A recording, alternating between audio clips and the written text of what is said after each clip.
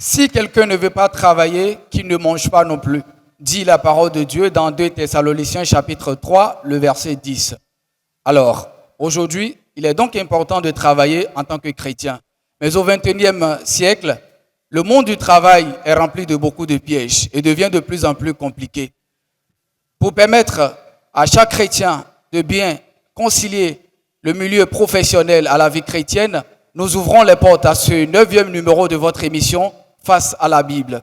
Face à la Bible, c'est cette émission qui vous permet de mieux comprendre certains thèmes pour mieux marcher dans la vie active. Et sur ce plateau, comme vous le constatez déjà, j'ai 4 invités avec moi et ensemble, on va décortiquer ce thème que vous pouvez déjà lire au bas de l'écran pour nos amis internautes, le chrétien face aux exigences professionnelles. Ils sont 4, comme je le disais, sur ce plateau. Madame Ga Victoire, voilà, Madame Ga Victoire, que je salue sur ce plateau.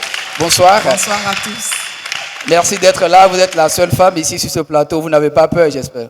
Non, ça peut aller, merci. D'accord. Je rappelle que vous êtes diaconesse. Oui. Vous êtes également responsable de la chorale du Temple de l'Espérance de Makori. Oui, et vous êtes greffier. Je suis greffier. Ce n'est pas une lourde charge, combiner tout ça à la vie familiale, ça peut aller. Le Seigneur fait grâce. D'accord. Merci. Est-ce qu'on peut l'ovationner, s'il vous plaît? Merci. Alors, juste à côté de Madame Ga Victoire, nous avons le pasteur Yakamene Martial. Bonsoir, pasteur. Bonsoir. Le seul pasteur parmi nous, ce soir, ça peut aller. Ça peut aller par la grâce du Seigneur. D'accord. Est-ce qu'on peut l'ovationner également? Alors, à ma droite, j'ai M. Dadier Stéphane. Vous êtes cadre de direction et responsable du groupe musical au Temple de l'Espérance de Makori. Effectivement. Bonsoir et bienvenue sur ce plateau. Merci. Alors, le dernier qui est également avec nous, il est comptable. Il est également responsable de Scoop au Temple de l'Espérance de Makori. M. Oula Kwame Félix. Bonsoir et bienvenue. Bonsoir. J'ajoute que vous êtes également conseiller fiscal et social. Effectivement. Comptable, c'est vous qui comptez l'argent ou c'est vous qui volez l'argent? Non, c'est nous qui comptons l'argent. D'accord. Alors, juste pour amuser la galerie, on plante maintenant le décor de cette émission, le chrétien face aux exigences professionnelles. La toute première question que je vous pose, et je commence par monsieur le comptable, pourquoi faut-il travailler forcément en tant que chrétien? Le Seigneur a déjà tout accompli pour nous, n'est-ce pas? Il faut travailler déjà pour souvenir à ses charges. Parce que lorsqu'on est, on va dire, on est homme avec grand H, déjà il faut travailler. Parce que la Bible dit que l'homme quittera son père et sa mère, s'attachera à sa femme et deux deviendront une seule chair. Du coup, quitter déjà, ça remonte à quitter également, se rattacher, déjà ça veut dire travailler. Travailler. Quand tu quittes, tu as quitté les parents. Ça veut dire que tu dois aller fonder une famille. Donc, le travail accompagne. Donc, il faut forcément travailler. D'accord. Merci, M. Dadier. Pourquoi faut-il travailler forcément aujourd'hui? Bon, déjà, faut déjà vous dire merci parce que c'est un très bon thème. Il y a beaucoup de théories, je dirais, chrétiennes sur le sujet. Mais ce qu'il faut déjà dire, c'est que vous avez très bien introduit le sujet en utilisant ce verset biblique qui dit que celui qui ne travaille pas ne mange pas. Voilà. Donc, la parole de Dieu, elle est complète. Christ a déjà tout accompli, mais en même temps, dans le livre de Thessaloniciens, il nous le dit. Donc, cela s'impose à nous et il est important également que nous, qui sommes enfants de Dieu, par le travail, nous devons faire rayonner Christ. Donc, nous devons travailler et faire la fierté de Christ dans ce travail que nous faisons. Travailler et faire la fierté de Christ dans ce que nous faisons. Madame Ga Victoire, vous êtes une femme. Est-ce que c'est vraiment une obligation? Est-ce que c'est vraiment nécessaire pour une femme de travailler? Et comment qu'une femme doit travailler? Je ne sais pas ce qu'on ferait si on ne travaille pas. On est venu pour aider les hommes. C'est en travaillant qu'on peut apporter quelque chose. C'est en travaillant qu'on peut contribuer à ce que Dieu nous a assigné comme on va dire, mission. Mission. Voilà, c'est en travaillant. D'accord. Donc, une femme doit forcément travailler. Forcément travailler. Sinon, qu'est-ce qu'elle ferait? D'accord. On verra par la suite. Pasteur, dites-nous pourquoi est-ce qu'il faut travailler, vous qui connaissez la Bible, dites-nous. Bon, certainement, connaître la Bible, c'est trop dit, mais nous dirons que Le travail a été institué par Dieu bien avant le péché, la chute. Car dans Genèse, le chapitre 2 et le verset 15, l'Éternel, Dieu prit l'homme et le plaça dans le jardin d'Éden pour le cultiver et pour le garder.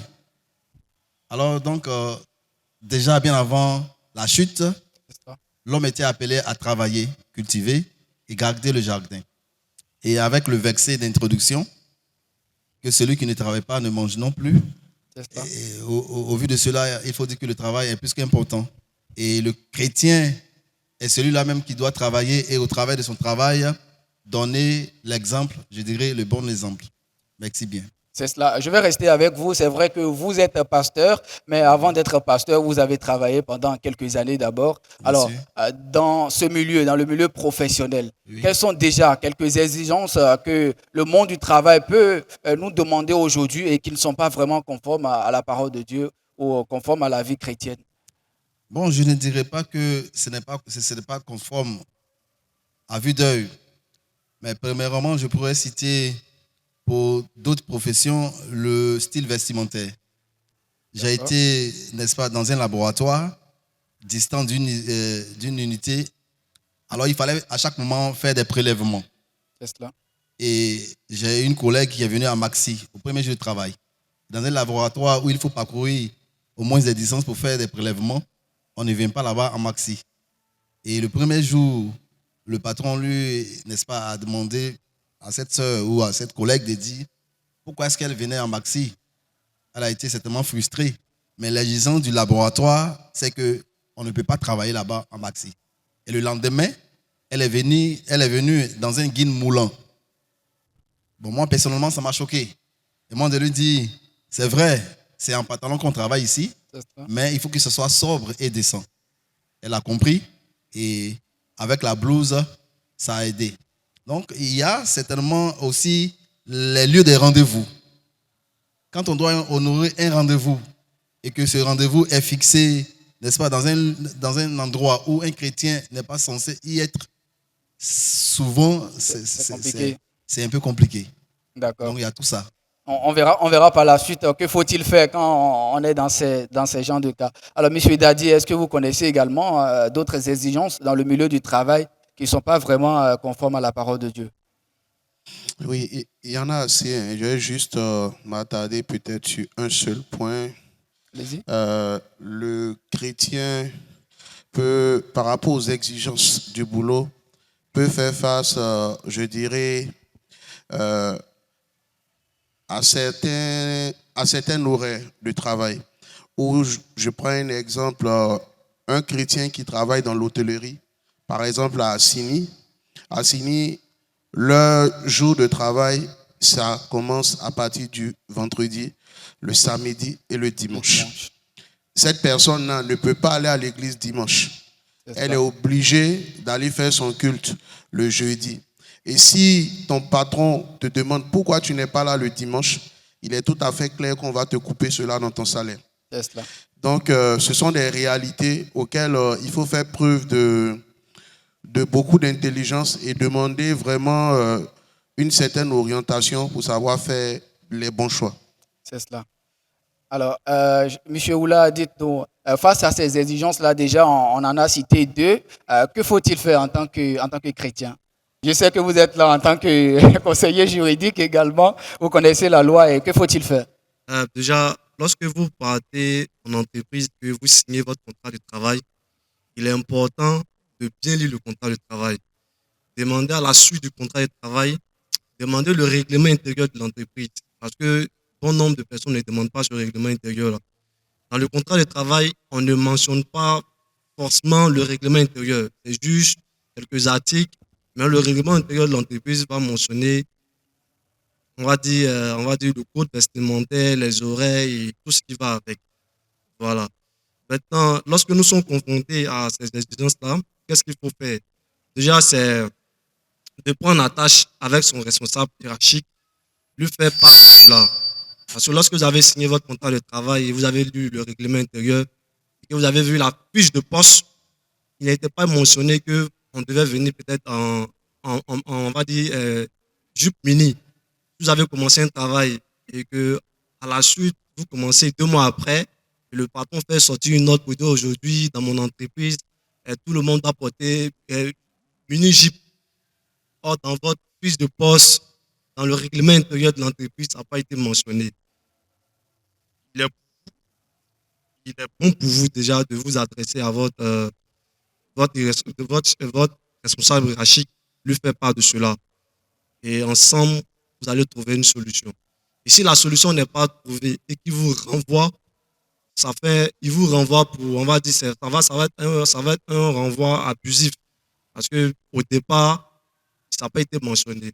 Donc, le renvoi sera. Mais là, vous parlez peut-être des grandes entreprises où il y a un contrat. Il y a nos frères et sœurs également aujourd'hui qui travaillent, mais il n'y a pas vraiment un contrat. Bon, viens, je t'embauche. À partir du lundi prochain, tu commences. Il n'y a pas vraiment un contrat. Ces gens de personnes, comment est-ce qu'ils peuvent se défendre alors? Bon, déjà, même quand le contrat de travail n'est pas écrit, le contrat verbal, ça fait preuve de foi. Même quand il n'est pas écrit, ça fait preuve de foi. Parce qu'il y a des par la témoins, loi ivoirienne, le contrat verbal. Le contrat verbal. Le D'accord. contrat verbal. Parce que là, c'est vrai, c'est difficile de pouvoir justifier, mais on va prendre des personnes à témoin. C'est ça. Voilà. Merci. Alors, on se tourne vers la seule femme qui est sur ce plateau avec nous. Vous représentez toutes les femmes. Voilà, ces femmes, ces jeunes filles sont souvent confrontées à certaines exigences dans les entreprises. Alors, déjà, vous pouvez en citer 2 pour nous, pour les femmes, et dire que faut-il faire quand finalement ce qui est dit dans l'entreprise n'est pas conforme à la vie chrétienne. Bon, à la suite de M. Oula, je voudrais qu'il faut s'accorder avant de commencer. C'est ça. Au travers le contrat, écrit comme verbal, il faut s'accorder. Cela dit qu'on est conscient de ce dans quoi on s'engage. Sauf s'il y a un vice caché, nous on l'appelle vice caché, sauf si on ne savait pas ce qui est dans l'entreprise. Au moment où on le découvre, on pourrait s'adapter. Dans le cas de la tenue vestimentaire, pour le laborantin, on va l'exiger au travail, seulement au travail. Il ne faut pas en faire sa tenue de tous les jours. Si c'est seulement au travail que je suis obligé de changer de tenue, d'accord, ça marche, je m'adapte. Si pour quelqu'un d'autre, on fait des heures, on est obligé de, permettez-moi le terme, de zapper son dimanche, il faut trouver un autre rendez-vous avec le Seigneur. C'est ça. Si il y a des heures supplémentaires, il faut s'approcher de son responsable et puis présenter sa situation. Tant qu'elle est particulière, il faut la présenter. Sinon, dans tous les cas, il faut s'adapter. C'est seulement quand il n'y a pas d'entente qu'il faut prendre sur soi de décider quelque chose. Aujourd'hui, on constate que surtout les femmes, elles sont souvent faibles devant certaines exigences. Quand on leur demande à le patron, c'est le patron qui a parlé, c'est difficile pour ces jeunes filles de pouvoir dire patron, non, au départ, tu ne m'avais pas dit ça et tout. Comment est-ce qu'il faut vraiment tenir dans ces genres de cas? Je disais tantôt, il faut s'adapter. Quand il y a des abus, il faut affronter le patron et puis lui dire. Si le fait est qu'on ne s'est pas présenté d'emblée, il faut le rappeler. Il faut rappeler à son employeur ce que vous êtes et ce qu'on peut faire avec vous.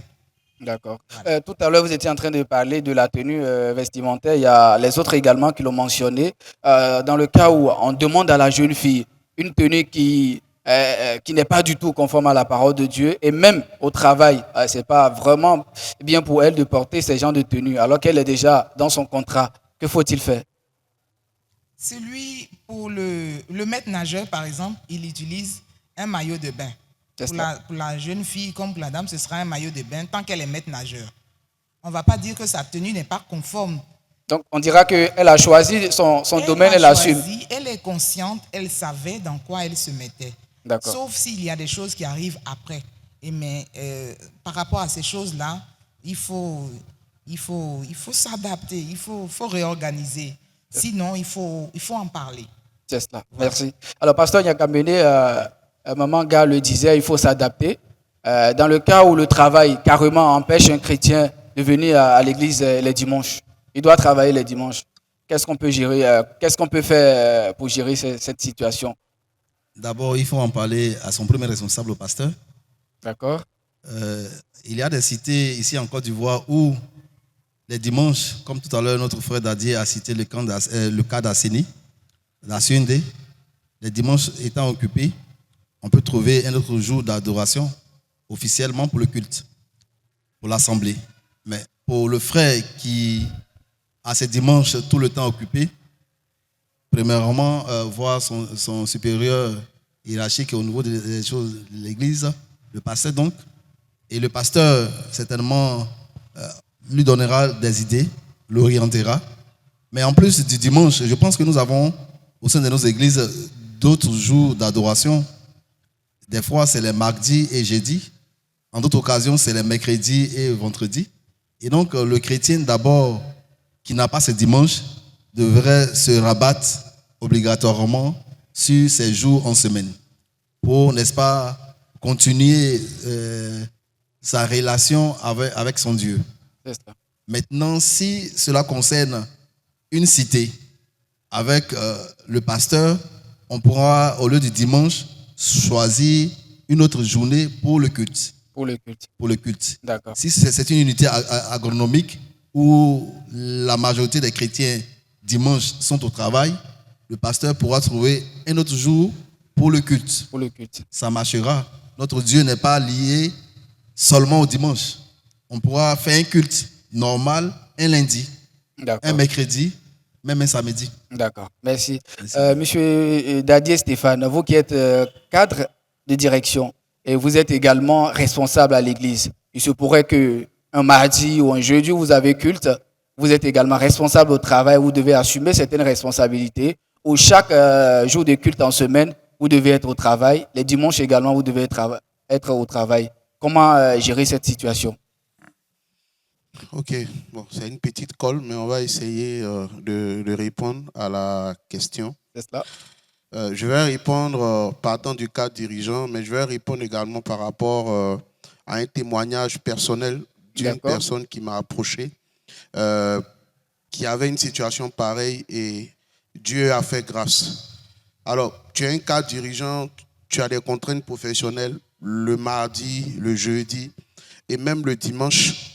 Ça peut arriver, mais ce qui est bien aujourd'hui, c'est qu'on est dans un monde connecté. C'est cela. On est dans un monde connecté et on est au service de communication. Donc, il arrive que les cultes sont en ligne. Tu ne diras pas que le dimanche, tu es tellement en train de bosser que tu ne sais pas peut-être trouver du temps pour essayer de te connecter et puis trouver le moyen d'avoir un petit temps pour adorer le Seigneur, pour louer le Seigneur. Les mardis comme les jeudis, ça peut arriver, mais tu trouveras le temps. Et comme le pasteur l'a dit, Dieu n'est pas forcément temporel. Qu'est-ce que je veux dire par là? Le mardi soir, tu n'es pas là. Il y a un moment de prière à l'église. Il y a eu un enregistrement. Tu peux trouver le temps, même en soirée, en arrivant à la maison, de pouvoir te rattraper en écoutant le message et en te faisant également du bien. Et j'ai eu l'occasion, moi, pendant un message du pasteur Mamadou Karambiri, un message qu'il avait prêché en 2014, et c'était un message de 2017 qui se présentait. Et je regardais, et j'ai été miraculeusement guéri parce que j'ai touché la télévision. Et 3 années plus tard, le message a eu le même effet. Donc, ne soyons pas limités au fait par ces réalités-là. Le témoignage aussi que je veux donner, c'est relatif à une sœur qui avait quelquefois dans le mois 2 à 3 dimanches où elle était obligée d'être présente parce qu'elle devait remplacer sa patronne. Et à l'approche de son mariage, elle me faisait savoir que vraiment, c'est une situation qui allait être très difficile pour elle si elle rentrait dans le foyer. Elle ne savait pas comment gérer son homme, comment entretenir sa vie de couple. Et on a pris un temps devant le Seigneur. On a dit, Seigneur, vraiment, tu peux tout. Et rien ne t'est impossible. Et on a prié. Et je ne vous cache pas, le Seigneur a fait grâce. Dès que la sœur s'est mariée, qu'elle a commencé à déposer ses papiers, il est arrivé que le responsable juridique de l'entreprise l'a appelé pour dire, ben, j'ai vu que tu as des compétences dans tel domaine, j'aimerais que tu viennes au siège, il y a un poste d'assistant pour toi. Et Dieu a fait grâce, elle a passé le test Elle était seule à passer le test parce que Dieu savait toutes choses et elle a été retenue à ce poste-là. Aujourd'hui, elle n'est plus soumise à cette contrainte. Elle a ses samedis, elle a ses dimanches comme une personne qui travaille dans la semaine. C'est cela. Voilà, donc, il peut y avoir plusieurs cas. À nous, comme Mme Gall a dit, il faut s'adapter. Il ne faut pas rester bloqué, il ne faut pas rester figé. Il ne faut pas abandonner le travail aussi. Non, on n'abandonne pas le travail. D'accord. On n'abandonne pas le travail, on travaille. Si tu ne travailles pas, on va te chasser. D'accord. Tu n'auras rien. Tu vas travailler, mais à un moment, il va falloir que tu t'adaptes et que tu fasses preuve d'un peu d'intelligence. Dieu t'a donné l'intelligence. Moi, il m'arrivait que j'étais une personne qui partait tout le temps en mission dans mon ancien poste. J'ai rendez-vous le lundi au Bénin. Le vol est à midi. Le culte est en train de se faire. Si je n'arrive pas à l'aéroport 2 heures avant, je vais rater le vol. C'est cela. Pendant que le culte est en train de se faire. Et je fais le culte. À 10 heures, je suis obligé de prendre la voiture et de partir à l'aéroport.